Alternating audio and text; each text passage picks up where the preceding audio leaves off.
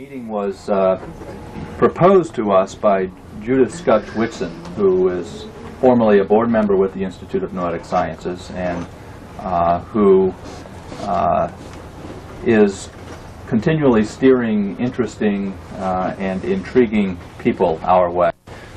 Many of us have known John Mack for a number of years, but we haven't ever had the opportunity to convene a small group like this here at the Institute to talk with him about his work. So we were excited when we learned from Judy that John was going to be here in the Bay Area this week, and are pleased that you all are able to join us and to talk with him about some of the core issues and questions in his work and where his work might be going. We've assumed that all of you are familiar with his work, so John is not going to give the beginner's introduction to abduction phenomena, but rather focus instead upon what he sees as the core questions at the heart of this research these days, and then say a little about where the work is going. And that will be, he also has about a 25-minute videotape that we'll watch, which features interviews with a medicine man in Africa and others that have been interviewed as part of the international research project he's overseeing. After that, we would like to open the room up and just foster a general conversation and encourage your questions and observations about this phenomena. But before we do any of that, I'd start, I want to apologize to a couple of people that have already seen this tape within the last 24 hours who I promised I wouldn't show it again to, but it's a different moment, so those of you that have seen it just going to have to bear with it. A lot of people in this room, this is an extraordinary group of people, and this is a wonderful opportunity for me to have a conversation and explore ideas. The one person I could acknowledge, many of you, one person I want to acknowledge who's here is Jacques Vallée, who probably is I'm in some awe of Jacques. I mean, he's probably the foremost person in the ufology field in the world. I mean, one of the... I wish I had the answer.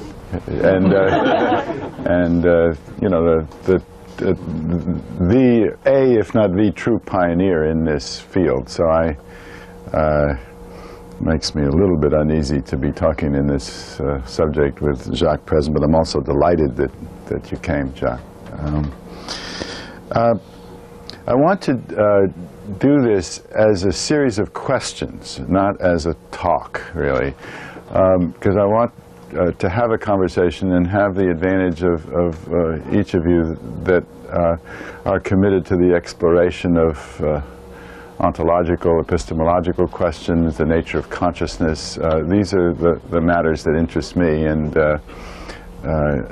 in this field, and I'd like to deepen our question. As Jacques said, Jacques said he doesn't have the answer, and I think the deeper you go into this, the less you have the answer, and that may be as it is to be. There's a tradition of that going back to the book of Job in our culture. It's only when Job admits he knows nothing in relation to God that positive things begin to happen again in his life. And I wrote down a few questions that I wanted to think with you about, and Tom's use of the preposition "with" I think is just right. First question is, what is the nature, what is behind, what is the root of the individual and cultural resistance to accepting the alien abduction phenomenon in some form as a reality, and B, the whole reality of UFOs themselves? I mean, there is a great amount of documentation. What's it about? What is this? What does it stir in people? What makes it polarize people? Why have so many careers been destroyed over this? I mean, as Jacques knows this as well, and others of you who have worked in this, Keith, you draw upon yourself when you say there's something powerful, meaningful, important here. Some people may like your work, but you will also draw a flood of attack. There's a whole organization, PsyCop now, which seems to have principally as its purpose to drive out of universities people who work on paranormal phenomena in general, and this phenomenon in particular. I mean, after I lectured there in June, their newsletters afterwards were, did we win, did we lose, did we flatten him, will that work go on, will it be stopped? You know, I mean, this passionate distress around this subject. Sometimes one of the arguments is, well, this is just a Western high-tech aerospace-related set of fantasies and delusions, and with that in mind, my colleague and friend Dominique Kalamanopoulos and I have been going around the world, not every place by any means, but to Brazil, where I know you've done studies, and to Southern Africa, to South Africa, to Zimbabwe, where we've interviewed Native American shamans, and it appears that this phenomenon occurs in many cultures, Western and non-Western. Takes slightly different form, but it's very interesting that the people who have had the experience are able to distinguish what this man I'm going to show you, this South African medicine man, calls the Mandindas, or the star people to the Native Americans from their ancestors. And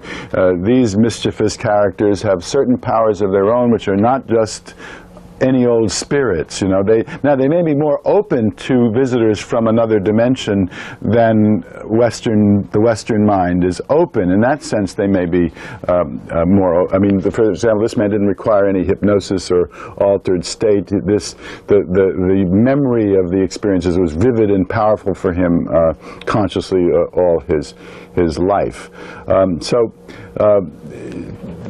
One of the ways of dealing with the resistance is to see how does this phenomenon show up around the world. But what threat does this represent to us? The second question I wanted to ask is, let's say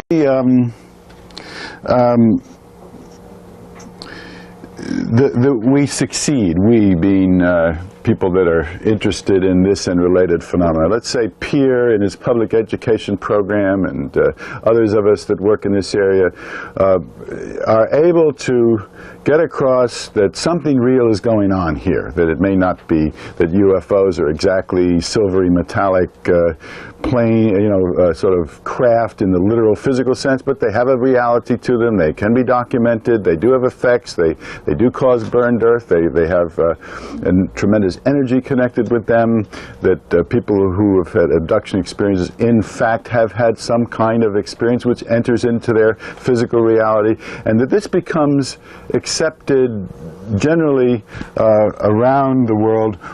What would it mean if it's known to be real?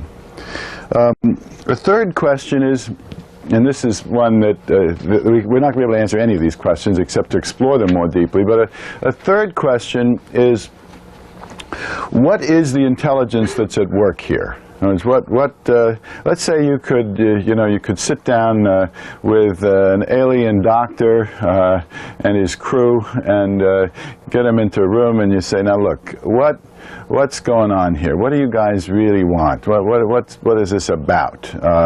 And now, obviously, we can't do that, so we have to infer from the effects, in other words, what the experience of the abductees is, what's communicated to them telepathically in about the environment, whatever this hybrid program that seems to be a regular feature of it.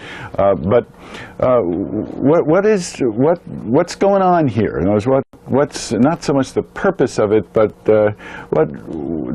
looking into ourselves, looking into related phenomena, looking into the current situation in the world today. What's going on here? What does this intelligence seem to portend? What seems to be behind it? what is its meaning in not so much the impact, because that's my fourth question, but what are its characteristics, I guess that would be the word. And then the last question is the question of meaning. In other words, what is its impact for us? What does it say about us? What do we learn about ourselves, about our own consciousness, our psychology, our identity, if it becomes established that there is some entities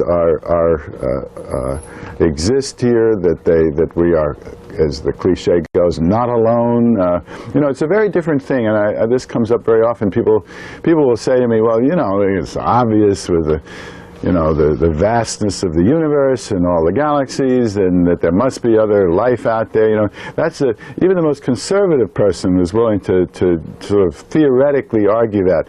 It's a very different thing when somebody comes along and says, "Yeah, but they're here." You know, they come in this very odd form, and they have pear-shaped heads and big black eyes, or they come in these as luminous beings or reptilian beings, and they do these traumatic things, and they take people and they affect their bodies and their minds. Now wait a minute, prove that. I'm not so sure. You know, it's one thing to contemplate some kind of intelligence in the cosmos, or some sort of spirits or beings or even entities in the abstract, but when they cross over from the spirit world where they ought to stay and show up in our own, you know, it's a sort of what is it?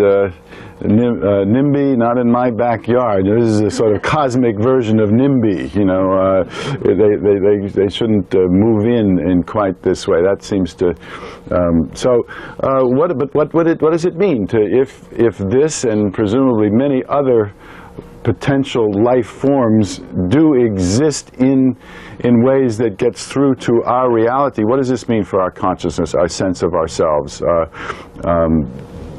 Does it expand us? Does it threaten us? Do we open to another dimension of ourselves in relation to other intelligences? What would it mean for us? So these are the questions I would pose. Now, I want to use the film to get into some of these questions more deeply, because the film is very concrete, and it's a crude, rough cut, 25 minutes, which has two parts to it. Has 7 or 8 minutes of footage, which is not broadcast quality, but you'll you know, it's clear, of a South African medicine man by the name of Credo Mutwa. Now, Credo is a medicine man, Sangoma as they call it, a witch doctor, a term that they themselves use, and he's probably the leader, spiritual leader in many ways of the Zulu people throughout South Africa, a revered figure who's written books about the fate of his people. He's 73 now. He's been through every type of racial violence and nearly lost his life on several occasions. He's a profound thinker. He's a sculptor, and so his sculptures include metallic figures that look very much like the alien beings that are commonly seen in this country. I got to know Credo because we were on the same TV program together called Agenda, which is a kind of public television news magazine out of Johannesburg. I arrived with Dominique on a Tuesday night, and within hours I was in the studio and told that we were going to be interviewed about what we were doing there and the abduction work with Credo on a televised satellite hookup from Botswana and Mafeking, where his village was, and Credo talked about these beings coming and being known to his people for hundreds of years, these Mandindas. And when he heard me speaking about this as a Westerner who took it seriously and talked about the psychological and potentially spiritual meaning of it, he asked to see me, and so this was not part of the plan of the trip, and we went to see him in his village, where there were a number of his family around in this little hut, and he sits there like a kind of almost Buddha-like huge figure with a robe on, tied together here, and he talked to us, as he said, for the first time about his abduction experiences, which consisted of a lifelong relationship with the Mandindas, and the most prominent of those experiences was an event that occurred in 1958 when he was 37 years old. He was in the bush, and suddenly, on a mining job, suddenly he finds himself in another environment, an enclosure. In that enclosure, there's a terrible smell, which is worse, actually, than I've heard from most abductees in this country, although a musty, dank smell is very commonly reported. This is worse. A number of beings around that he describes as having large black goggle eyes. He's put on a table. He's helpless, ashamed, because he is so helpless. He's a very strong, vigorous man, and he kept... there's a quality in this communication that you'll hear which is important to sense that he's... I mean, here's this man, a leader of his people, who at the same time is describing what was for him a shameful experience in which he was helpless, but at the same time, as he talked with me later, he communicated with great power the information that these beings had given him about the fate of the earth and about what was happening to his people in Africa and throughout the world. But for him to talk about this as frankly as he did was, I think, an act of generosity on his part. Native peoples, when I ask them, why are you telling me this, they say, well, because they will say it's sacred, but they'll say it's important that the world stop arguing about this. This is important. These beings are trying to tell us something, and you must stop arguing about whether they exist or not and take this message back, Dr. Mack. But it's also therapeutic for him because he's been holding this for, I don't know, it started in his childhood, but this particular experience had occurred 37 years earlier, and he never talked about it. So he was expressing with great power that he was put on this table, this alien female came along, he was totally helpless, terrified. She mounted him. It was sexually shameful because he was out of control, and it was deeply troubling to him. But as I say, at the same time, this information came through in this telepathic way from her and from the other beings. Another abduction experience occurred in the 1970s. He'd been terribly stabbed in a riot in Soweto, was nearly fatally wounded with knife wounds, and was taken to Natal, a neighboring province, or another province in South Africa, and there was visited, he says, by the Mandinda female again, who took off his bandage. Some kind of healing process occurred. According to his doctors, they were astounded that this healing resulted in this terrible wound seemingly miraculously clearing up in just a few days, and he was preserved and went back to his life. The other part of the film are three sections of interviews with three 11-year-old girls. And this is related to, I think, one of the most important events in UFO history, which occurred on September 16th, 1994, last year. What occurred was, after 2 days of sightings of objects in the sky and flashing lights recorded by the BBC reporter there, station chief in Harare, the capital of Zimbabwe, at 10 o'clock on the morning, Friday morning, at this school where these children were, 20 minutes outside of Harare, the older children who were monitoring the younger children noticed that the younger children were wandering outside the school perimeter. They were going further out of the schoolyard than they should have gone. So the older children followed the younger children to bring them back, and the younger children pointed in the field and said to the older children, "Look," and the older children saw this large UFO hovering above the ground and several smaller craft there and 2 or more alien beings there. And the children became very excited, all of them. 60 or more children saw this, the ones who were out there. As happens so often, and Jacques and others may comment on this, there's always this irony of data. The adults were in a meeting, the children came rushing in excitedly, frightened about what this mysterious thing that they had seen. They told the adults excitedly, no adult went out to see this. And by the time the break was over and it was time to go out, there was nothing there to be seen. And this trickster-like play of information just runs constantly through this field. Maybe Peter Storer could comment on if you have some familiarity with that elusiveness of data that, because these kids, at first they didn't believe them, and many of the parents didn't believe the kids, but as the consistency of the stories came up over and over and over again, this very hard-nosed headmaster came to the conclusion those children saw something that was not of this world. That was his phrase. And even the teachers, who were even more skeptical, we met with all the teachers in a room, and we went around the room to hear what they thought, and they said, "I know those kids. This happened. They saw it." The teachers were shocked and appalled, but it was kind of like a single event just shattering their worldview, because they were geared not to believe this, and yet there was just no other explanation.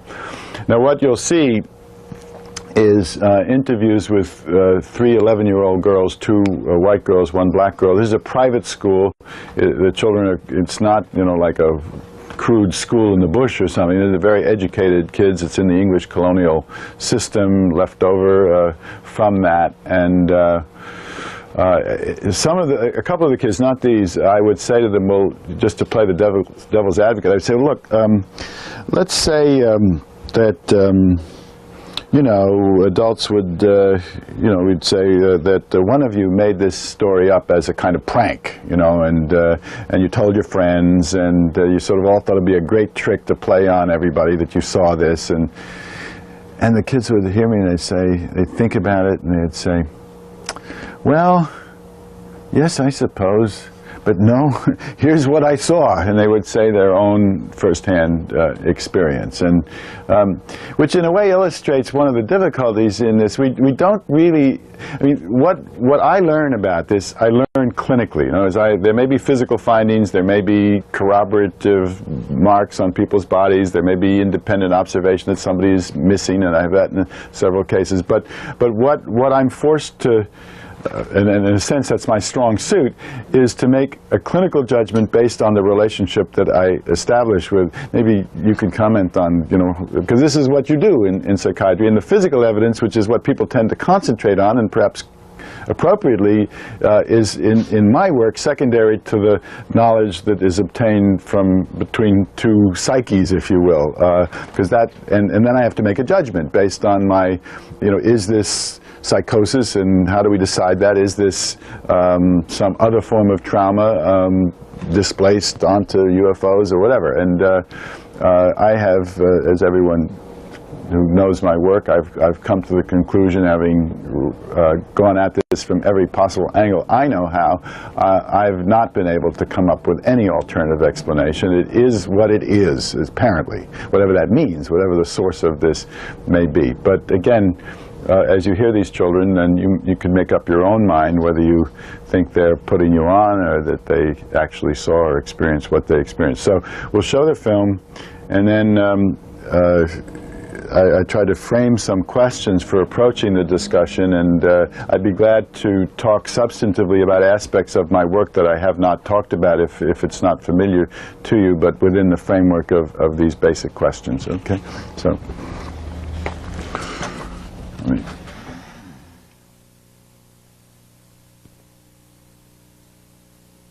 Are there any people who are expert in semantics or semiotics or any of that kind of thing here? Because once the short answer is yeah, it's real.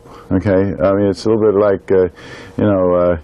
Daniel Brinkley, when he talks about near-death experiences, he's got the Daniel Brinkley short course and the Daniel Brinkley long course. He was struck by lightning. He said the long course is you can read his book and listen to his lecture. The short course is stick your finger when it's wet in an electric socket. You know, I mean, the short answer is it's real.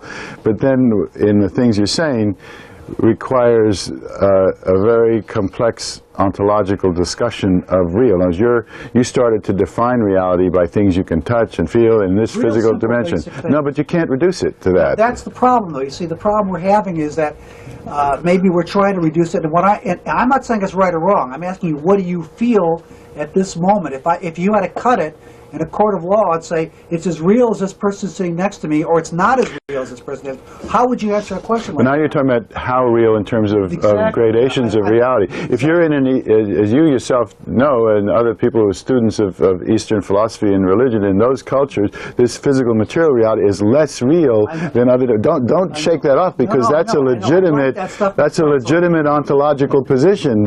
I would not argue that the stronger reality is that which the sensory motor apparatus can countenance.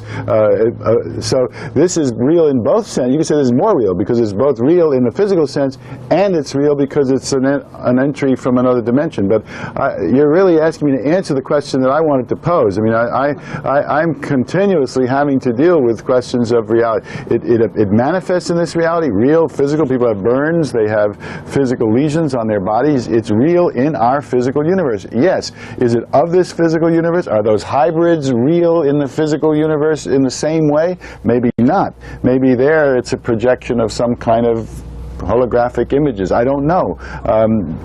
Credo Mutwa talks about, you had mentioned smells. I mean, he's talking about powerful smells, terrible smells, vivid. I mean, he would say, you know, he would say, stop arguing about this. It's real. Let's get on with it, you know. But, you know, I'm not saying that, but I'm saying, you know, perhaps we need to expand our definitions of real. But I'd like to hear some others' thoughts on because that's one of the questions I did ask, is the question of well, that would be, you know, the resistance idea. In other words, we don't want to accept it. The first question is, what is the resistance to accepting this as real and moving on? Yeah, Peter. Yeah, I'll comment on that.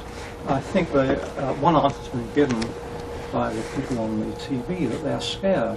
And I think that mankind can justifiably be scared if they find that they're not supreme, that they're not alone, that they're vulnerable, can't protect themselves. That's what they feel. I also think that scientists, in particular, are very greatly threatened because you know, if there are other worlds, there are other civilizations, scientists should be the first to know about it, not the last to know about it. If they're the last to know about it, then they aren't doing their job. They are, not only will they, I mean, they will lose face, put it that way. So I think the phenomenon is a threat to society as a whole and to scientists in particular. Okay. Other thoughts on this point? Another point? Other thoughts on this point before we... Yeah. I recall reading the letters of Freud to his fiancée before he became famous, and he was almost a heroic picture of what he thought a scientist would be. And he saw himself as coming out of this dark, religious, wishful thinking, and people whose data is distorted by their minds, and it was almost a heroic effort to be objective, and to not let oneself fall back into that religious morass. And I think that's one of the things that scientists fear about this, that it's a kind of retreat back to that kind of thinking which we've outgrown. Do you feel that way yourself? I feel, I feel that danger in myself that I would retreat to a what I consider a less reliable way of thinking than science. Mm-hmm. Okay. Andrew? Would you consider the testimony if you had 4 people from a family who are, Irish, Catholic, conservative, Republican, really well-adjusted, bucolic type of family, and they all had this experience at the same time, and they all turned out to be everything from federal judges to self-made multimillionaires. If they came in front of you and said, "This is real," would that make it more real for you? You asking me?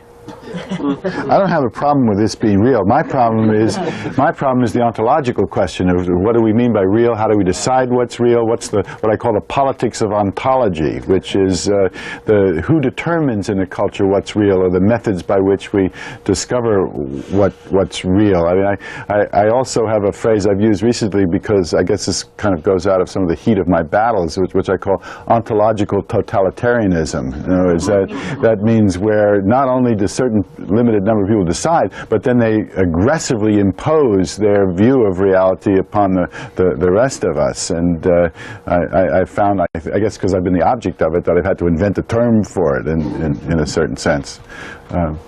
John? Yeah. Were there traces of the site? What was the site like? We went out afterwards there, and there were traces, and there was a place where the leaves and the grass seemed to be burned, but it was several days later, and then we saw other places that it wasn't really clear-cut like some of the burned areas that I've seen.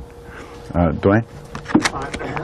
I'm intrigued by the notion from both the African American and the schoolgirls that there seemed to be a lack of love there, and one of my sort of operating assumptions about the nature of reality out of the perennial wisdom is that love is there at the foundation of the universe.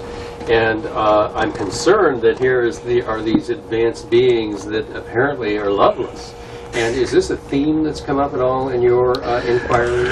Well, there's no statement you can make about the abduction phenomenon that you can't find a contradictory statement. For instance, the beings treat us coldly, lovelessly. They look upon us as specimens. They have no caring for us. And others, I've never felt such an intense bond as I have with these beings. I've never felt so intensely loved. They look at me, it's as one woman said, 50 times stronger than any bond or connection I have with any Earth person. Then I could say a lot more about the context in which these different experiences occur. But if in fact, and I'm going way ahead of like what you could call data here, but if in fact there is some joining or connecting of another race, species, from another dimension, whatever, wherever it comes, with us, the nature of that relationship is filled with paradox, complexity, differences in to make analogies always about the way we have relationships here when you're dealing with species across some kind of ontological divide. The forms and the paradoxes are just extraordinary, and that's one of them. I mean, she says they lack love. Well, you can't generalize because Liesel says they don't have love, that there's no love. I mean, it's her experience, and a lot of other people who've had encounters will say that. Yeah, Wills. Seems to me in any kind of perception, it's always a combination of what the perceiver brings and what's there. And as I understand it, these experiences are reported, some positive, some more negative. They seem to be of different sorts. And I'm wondering if there's any data that connects personality characteristics of the perceiver with the reported experience. That is, with the nature of the reported experience, whether it's positive or negative, or loving or non-loving. To back up a little bit, before you get to that question, there are many studies of the personality characteristics of abductees, none of which has to date yielded any consistent pattern. That is, they're more fantasy prone? No. They're more gullible? No. Some of them seem to be more psychic, but that may be, seems to be a product of it, just like people who had near-death experiences end up having a certain kind of expansion of consciousness, a certain capability for precognition and psychic abilities, but there's no evidence that they had that before they had their near-death experiences. So as far, there's no formal study of your question, but I strongly subscribe to it from my own, and this was, again, this would have to be called anecdotal experience. By the way, anecdotal is a funny word. You know, it's so many words that we kind of have value attachments to, good and bad. I found I've had to completely rethink and deconstruct. Take the term anecdotal when it's used by my critics, okay? What they mean by anecdotal is it's something you learn from another human being. That's what they mean. It's a story.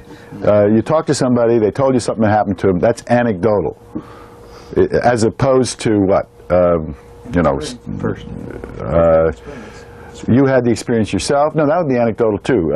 That would be your anecdote. But no, it would have to do with a separateness between, I think, the observer and the observed, so that you would do a formal study in which you had some, you know, that you could measure something, but a narrative is all narrative. Anyway, so this is anecdotal. I think that's profoundly so. In other words, if you take abduction, well, the MIT conference proceedings just came out. We call it the MIT conference. MIT did not sponsor this conference. It was held at MIT, but it's known as the MIT conference. And Eddie Bullard did a survey of abduction researchers afterwards, which is like a huge, meticulous study, which is typical of what Bullard does. It's extremely good, very limited sample of, I think there are 13 investigators. I did not fill it out. I couldn't do it. I was too busy. I was just swamped at that point. And he gets, you know, remarkable consistency among the investigators in terms of the way the beings look and the missing time and the different qualities and features. It's remarkably consistent, considering that you're dealing with something which is so potentially subject to distortion and variability. Having said that, however, when it comes to what I think your question implies, which is, does the quality and evolution of the experience vary according to who's doing the work? There, absolutely. And I want to hear you talk about this, not in terms of this, but just in psychiatry generally. Because, for example, people who are not trained in transpersonal psychology or are not particularly oriented spiritually in this, or are not particularly accustomed, as psychiatrists are supposed to be able to do, to be with somebody through the most horrendous, disturbing terror and anxiety, and feel obliged to be too sympathetic or too, you know, you poor thing, or, you know, whatever, rather than holding the space and carrying the person through the experience. When people that are not trained clinically, they tend, and this is often true of the pioneers that have come at this from some other discipline, because the mental health profession has avoided it, but they tend to do kind of old-fashioned trauma work. Oh, you poor thing, these terrible aliens with the big black eyes, and they're doing these rape-like things, and it's awful, and they're taking your eggs and your sperm and, you know, whisking you away without your permission, and so those people end up with an experience which is, they're cold, thoughtless, negative, they don't care about us. When people like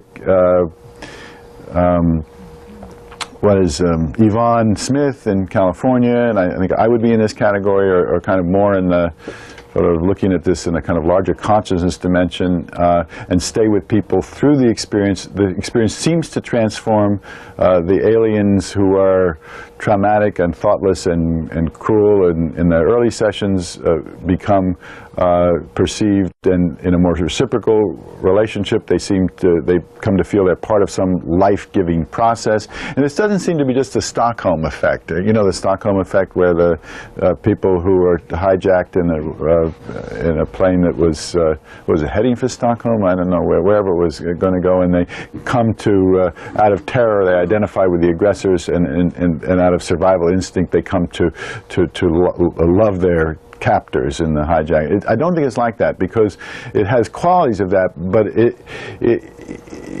there's a freer choosing of the relationship than that. In other words, they're not captives, they're not victims in the same sense. They can actually enter into some kind of more give and take, reciprocal information, conversational, telepathic relationship with the beings, and it does emerge, and it goes on over a lifetime. You discover as you go deeper into the consciousness that often the relationship between the human and the alien has gone on since childhood. The doctor figure becomes almost like a spirit guide in their recollection, a protector, someone they've known their whole life that they feel deeply bonded to. But to get that kind of material, you have to go through a kind of dark night of the soul of terror for several sessions before the experience begins to shift and transform. And David?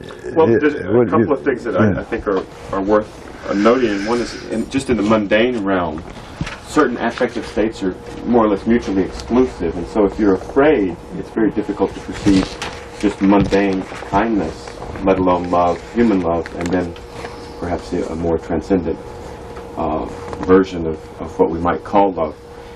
I would like to make a few comments, being blind to an interview like this, and not having met anybody that's experienced anything like this, about these interviews, and that is, they're quite compelling data, in that the content is ego-dystonic. There's no evidence of any kind of associated dissociative phenomena. There's no apparent secondary gain. And there doesn't seem to be anything in it for this gentleman to be telling you the story. And from a psychiatric point of view, he's not being led, and it's quite convincing. And the same thing I would say is true of the girls. And I would say that the amount of discrepancy there is between their accounts is to be expected regardless of what they were recounting.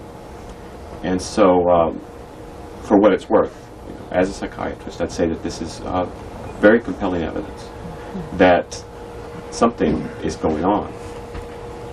So I just add my 2 bits in that way. Well, maybe with that, pick that up. I mean, you don't have to do this, but just as an exercise, that was my question number 2. If we can assume it's going on, it's real. We've moved on from the argument of, that you raised, is it real or not? But let's say in some way it is real. It's entering our world. Then what? So what? Okay. I mean, I don't mean so what, but so what? Then what does that mean for us? Yes. Well, the first obvious implication would be we don't understand it. It's beyond our control. Physics can't explain it. Help! Help! Help! We're on a sinking ship. We're going to be doomed because we can't grapple with this tremendous problem. Therefore, we'll put our heads into the sand and it'll go away. And that's an obvious knee-jerk reaction to this, which I think we've had numerous experiences, and when anything new comes up that we can't deal with. You don't want to stop there, though, do you? No. The next thing is that that maybe this is something really new and old in the same time. New in the sense that we now, for some reason, are equipped with some relatively new ideas about science and nature, which seem to open up the door to multiple reality possibilities creeping in for the first time maybe in our history, through quantum physics, relativity, new ideas about even connections between mind and consciousness from Jungian psychology, new information about topoidal imagery from people who have studied ancient Buddhists and modern Buddhist practice. And that we're beginning this is an opportunity for us to deal with this phenomenon. It's really a rare opportunity.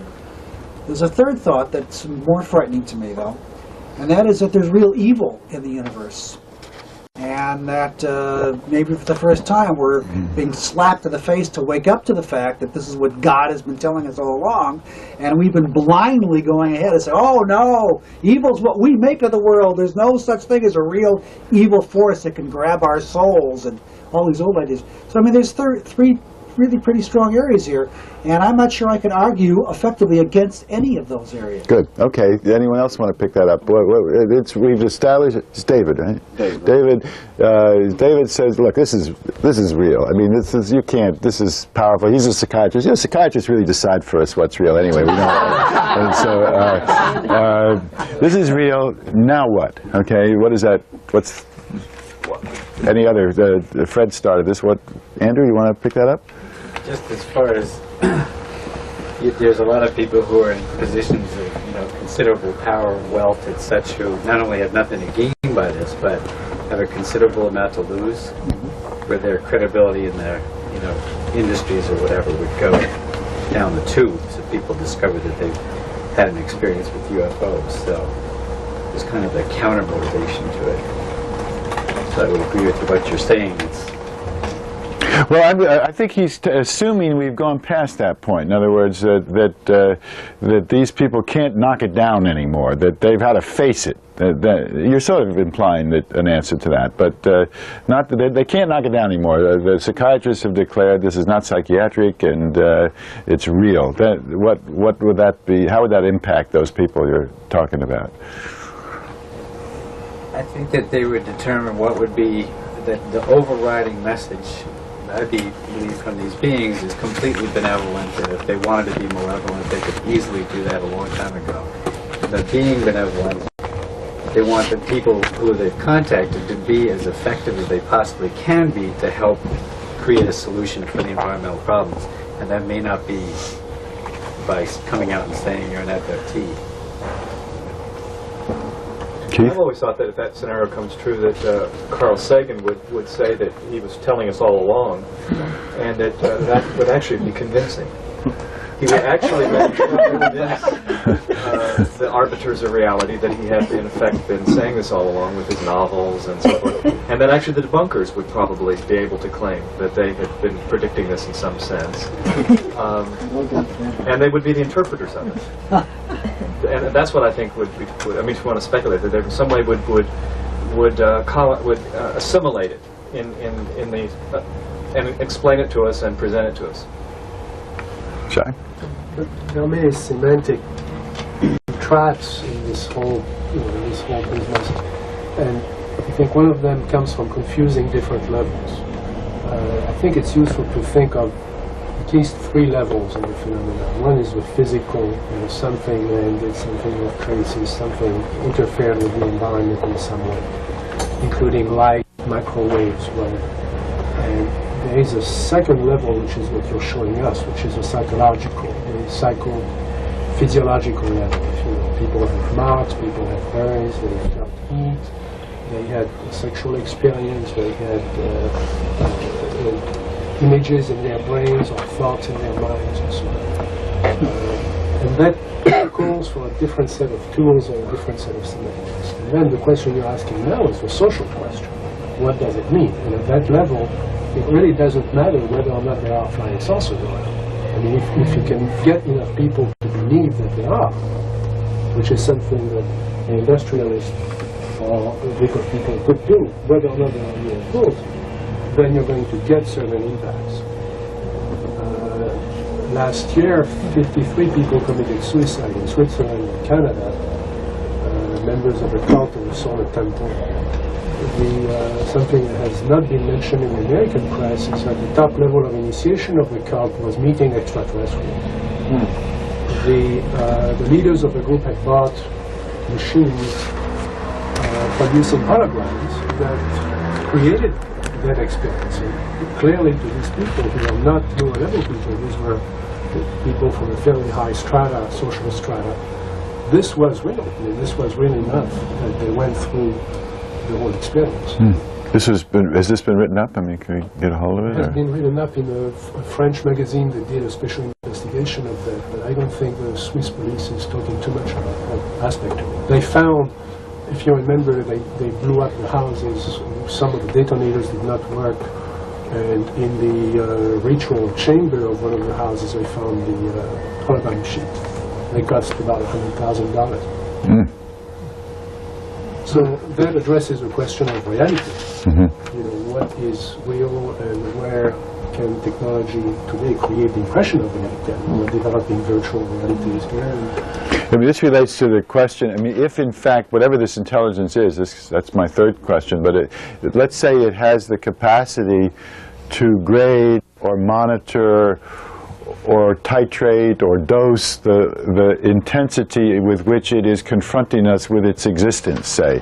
What you're implying is if they did what a lot of people ask me, not in meetings like this, but sort of general, not so thoughtful conference, well, why don't they just show up and show us that they're real? You're, in a sense, answering why they don't, because there has to be some capacity to assimilate that impact by the people, and when it comes too powerful, you're saying people commit suicide. I mean, that's also why the whole phenomenon is so interesting. So it's forcing us to ask the basic questions about what is reality anyway.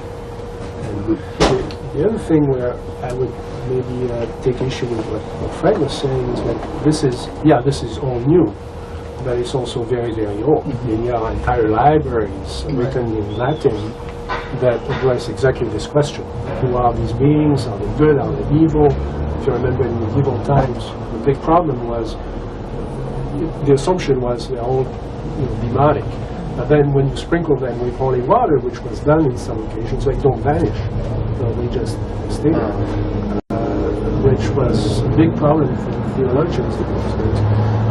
Also, that was at a time when people had a much wider concept of reality than we do. Yes. I mean, they were not limited to 3 dimensions. They were very facile with the concepts of entities playing throughout the cosmos. I mean, there's one way to guard yourself from the demonic is you restrict the dimensions of reality so that you don't have to encounter it, except in nightmares or dreams or madness or whatever. Yeah, David. I wonder, we're limited in the amount of knowledge that we have about the nature of reality. We, though, have accumulated some knowledge about how our own minds work, and our attribution of whatever characteristics, we know that the process of projection is likely to happen in the absence of information that can be otherwise verified. And other processes, either of affiliation or of aversion or of fear or of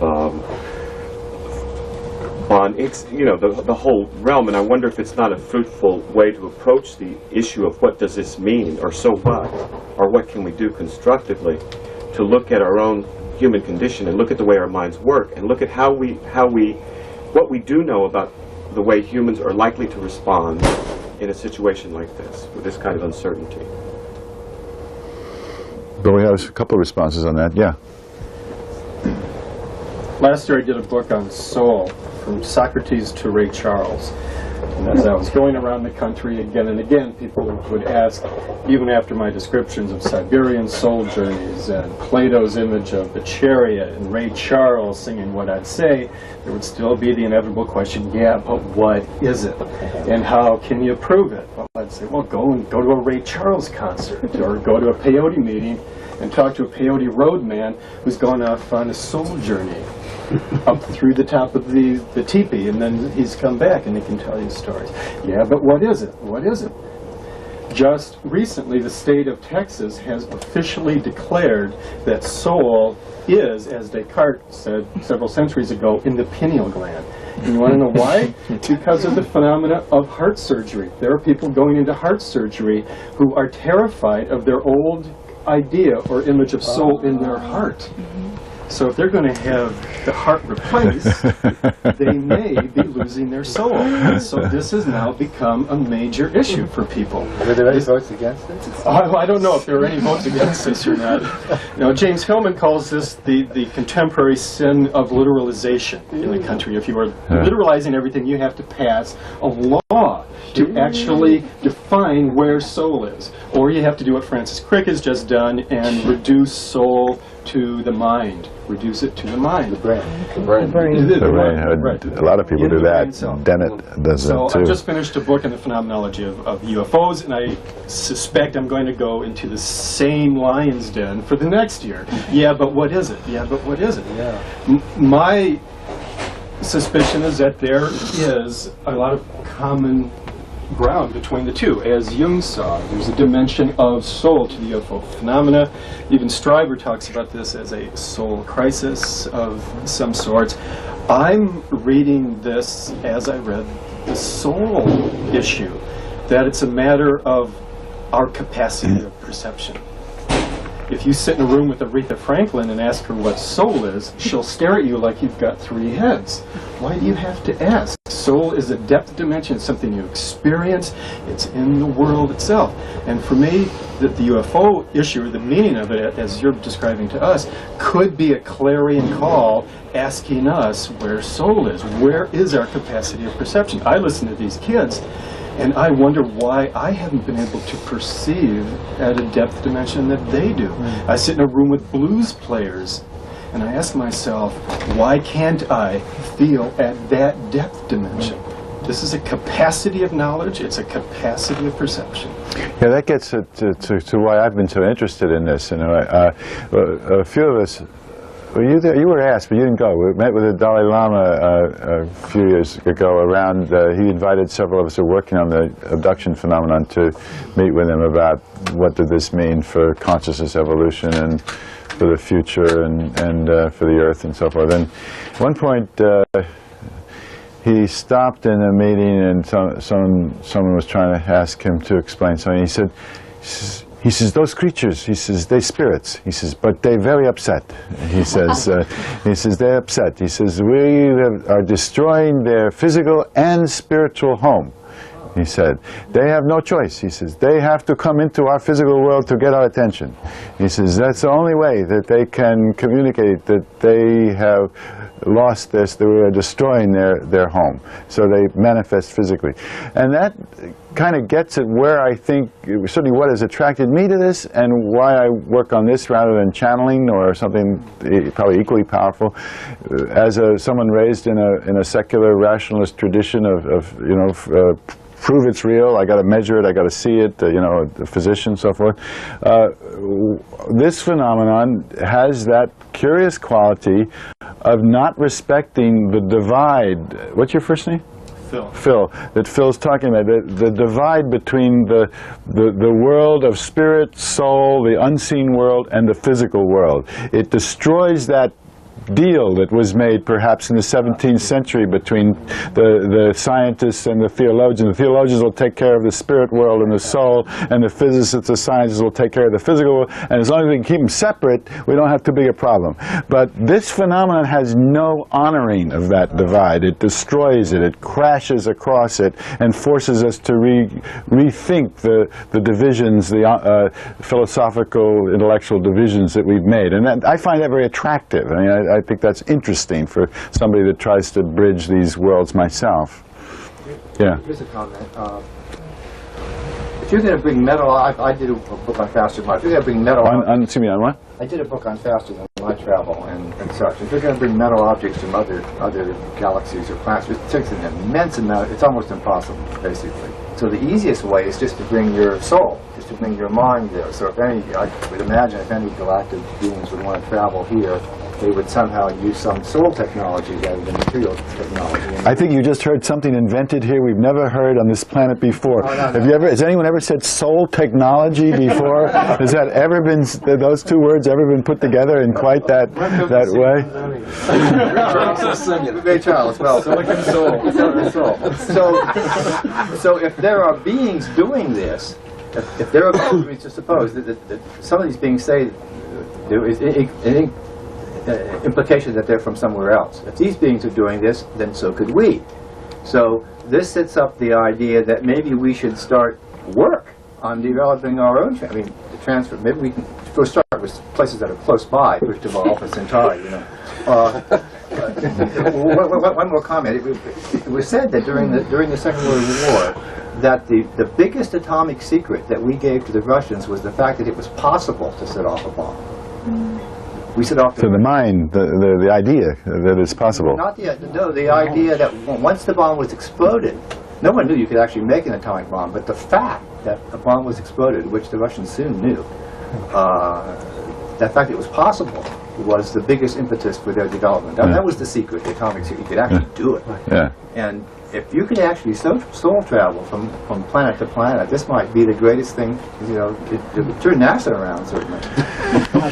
Jacques, when you were in Brazil, did you encounter, maybe this, this came later, but there's a man named Vera and a man, American, it was Brazilian, and a man named Kevin de la Tour. They have something called the Institute of Projectiology in Rio. Have you heard of this, in which they actually do that? They actually train people to project their souls and spirits and through meditation and through various technologies. I have a whole literature of this. And then they encounter their, you know, deceased mothers and the people that are out in the other realm, and they cross over the realm. And not like Bob Monroe, you know, with where they have all kinds of, you know, sort of more. I haven't been to the Monroe Institute, but it's more uses physical technologies for out-of-body experience. This is like moving your consciousness and soul, and how to be trained how to do that, to reach out into other dimensions. And you don't have to go to Brazil for that. I was telling you yesterday, there are people all over the place doing this sort of networking in their dreams and going out to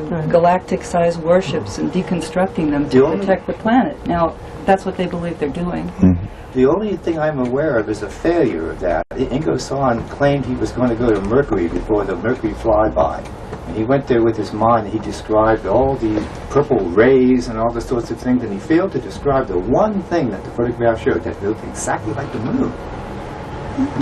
So I consider that a failure of astral space travel. Are we being a little reductionistic in terms of this travel and geography and moving across space, and like it's kind of... And the other thing, may I ask you to elaborate just a little bit more about what the Dalai Lama had to say, since they have worked on these kinds of technologies for many years. They say about what? I mean, he said a lot of things. Well, 3 days. He said that he invited... He invited 8 or 10 people.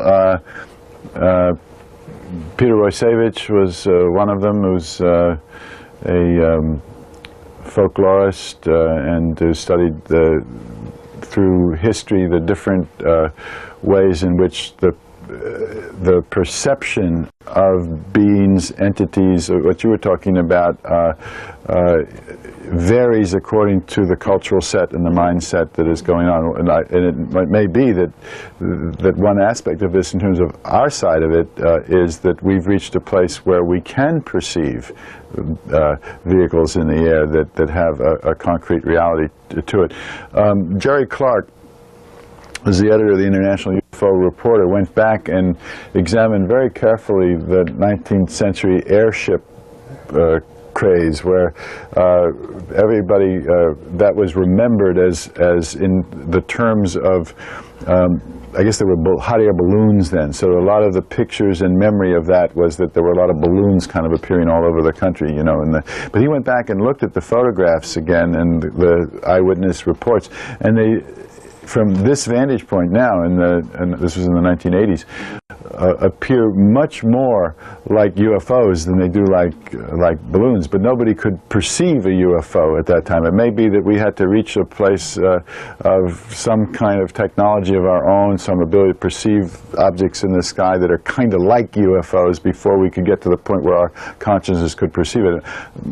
Some of you are probably familiar with the work of Michael Grosso, who is a philosopher who's looked more systematically than I have at the way in which the capacity that he's turned the whole belief thing around. In other words, he's saying that that belief actually facilitates the capability of perception rather than that it distorts perception. In other words, that because you do come to a place where then you're able to see things and experience things that are there, but that you couldn't even see or experience before. And that's what I'd be really interested in knowing specifically what the Dalai Lama had to say historically about. See, these would be bodhisattvas or something like that. And he didn't find this any big deal. I mean, did he say if advanced Tibetan practitioners reported precisely these kinds of phenomena? And I'm wondering, in your clinical practice, do you have instances where people who have meditated for many years, say 10 or 15, many retreats, that kind of practice, then